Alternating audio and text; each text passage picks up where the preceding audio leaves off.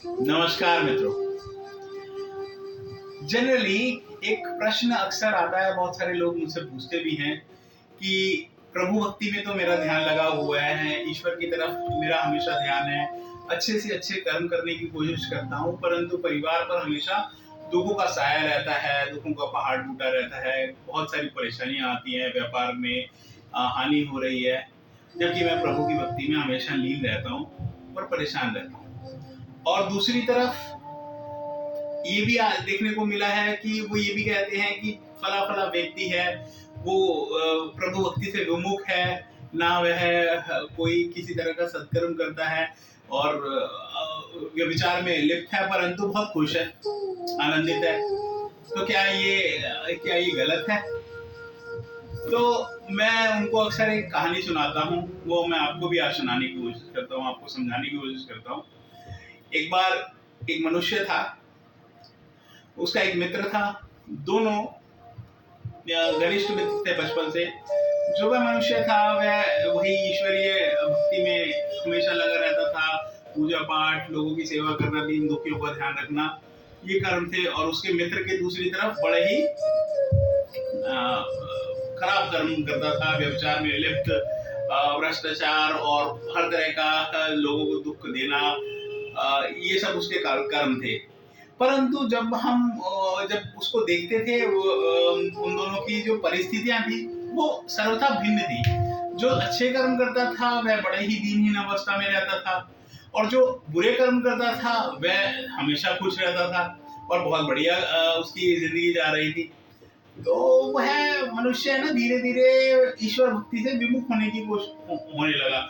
हुआ ये कि वही उसका मित्र आके हमेशा उससे कहता था कि देखो, तुम तो कुछ यही हमेशा राम राम करते रहते हो, हमेशा पूजा पाठ, कभी किसी की सेवा, और फिर भी गरीब हो, देखो मुझे कितना ऐश्वर्य है, क्या है। तो उसको लगता था कि ये नहीं, ऐसा नहीं है, प्रभु मेरी परीक्षा ले रहे हैं, ऐसा कुछ सोचता था वो। एक दिन क्या हुआ कि वह कहीं से आ रहा था, गंगा स्नान करके वापस आ रहा था, तो उसके पैर में कांटा लग गया, वो भी भयंकर पीड़ा होने लगी उसको। वहीं उसका मित्र जा रहा था अपना बग्गी में, उसने देखा कि अरे तुम गरीब के गरीब रह गए और परेशानियों में हो, इतनी पूजा पाठ करते हो, इससे बढ़िया मेरे साथ आओ, हम दोनों व्यापार करते हैं, देखो लोगों को मूर्ख बनाएंगे, पैसा कमाएंगे। और इस तरह से उसको वो आकर्षित करने लगा गलत कार्य की तरफ। और उस मनुष्य को भी लगने लगा इतनी पूजा पाठ का भी ये फल मिल रहा है, कांटा चुभ रहा है, इतना वे भी भयंकर दर्द हो रहा है, और कुछ मेरे पास चप्पल भी नहीं है, क्या प्रभु मेरी परीक्षा ले रहे हैं, तब ये कुछ नहीं मेरे को लगता है। तभी उसके दिमाग बिल्कुल व्यभिचार की तरफ प्रेरित होने लगा और प्रभु भक्ति से विमुख होने लगा। और जब भी इस तरह का काम होता है, ऐसा समय आता है, तो प्रभु हमेशा सहारा देने के लिए आ जाते हैं।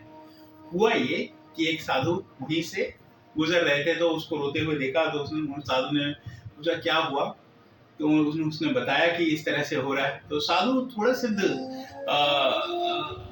साधु थे, मतलब वो काफी उन्होंने ईश्वर की उपासना करके काफी सिद्धियां हासिल कर ली थी, तो वह भविष्य और अतीत दोनों देख सकते थे। तो ऐसे सिद्ध साधु अभी भारत वर्ष की भूमि पर हैं, अवेलेबल है।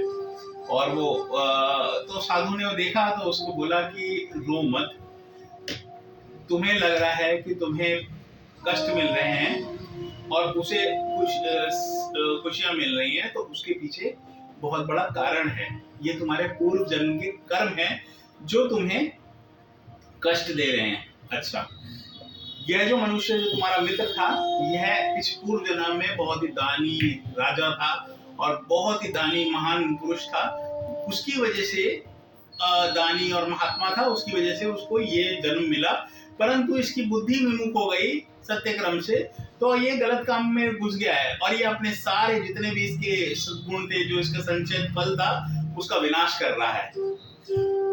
दूसरी तरफ तुम बिल्कुल इसी की तरह के मनुष्य थे और पिछले जन्म में, और व्यभिचार और भ्रष्टाचार और गलत कर्मों में प्रभु भक्ति से विमुख हमेशा रहने वाले व्यक्ति थे। तो इस जन्म में उसका आपको फल मिल रहा है। पिछले जन्म में आपने एक भाला किसी मनुष्य के पेट में मारा था, और वह मर गया था, और जो उसका फल आपको मिलना था कि एक भाला आके आपके पैर में घुसना था और पूरा ऊपर तक छिद जाना चाहिए था। परंतु हुआ क्या, क्योंकि आप प्रभु भक्ति में इतने विलीन हो, प्रभु ने उस इतनी बड़ी विपत्ति को छोटे से कांटे में परिवर्तित कर दिया। समझ रहे हो? इसका अर्थ है कि प्रभु हमेशा तुम्हारे साथ है और तुम्हें देख रहे हैं, और फटाफट जो भी तुम्हारे गलत कर्म थे, जो भी तुम्हारे व्यभिचार या भ्रष्टाचार में लिप्त होने के कारण जो तुम्हारे गलत तुमने जो अर्जित किया था, अपना पाप अर्जित किए थे, उनको नष्ट करने का काम कर रहे हैं। अगर तुम जानना चाहते हो तो मैं बता रहा हूं भविष्य में क्या होने वाला है। भविष्य में तुम्हें बहुत ही ज्यादा अच्छा समय देखने को मिलेगा। तुम्हारे पाप कर्म सारे नष्ट हो चुके हैं, क्योंकि तुमने बहुत पुण्य अर्जित कर लिया है, और यह मनुष्य जो है इसके पाप कर्म का घड़ा भर चुका है। इस मनुष्य का पूर्व जन्म के संचित पर ये खत्म कर चुका है। तो मेरे मित्र, अब अच्छा समय शुरू होने वाला है।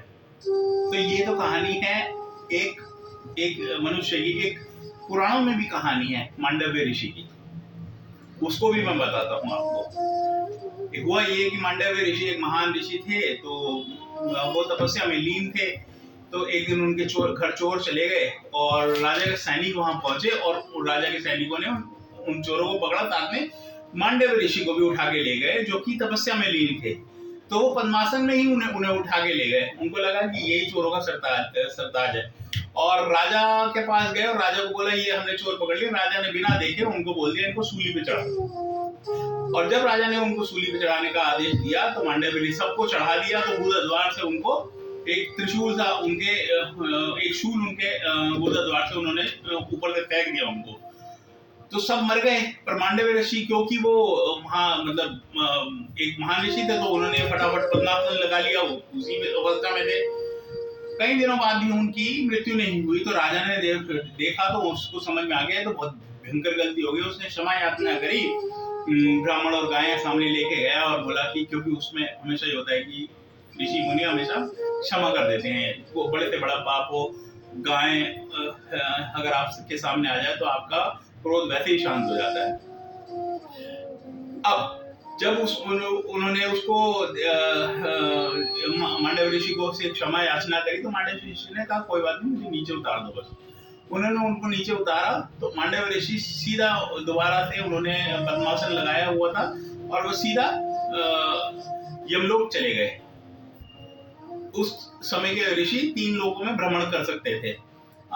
तो जब वो यमलोक गए, यमराज से उन्होंने प्रश्न किया भाई क्या बात, हमें इतना भयंकर हमने क्या कर दिया दुष्कर्म जो तुमने हमें ये दंड दिया। तो यमराज ने कहा कि आप जब आपकी आयु 10-12 वर्ष थी तो आपने एक तितली के पीछे कांटा चुभा दिया था और बबूल का, और वह तड़प तड़प के मर गई थी, उसी का दंड आपको ये मिला है।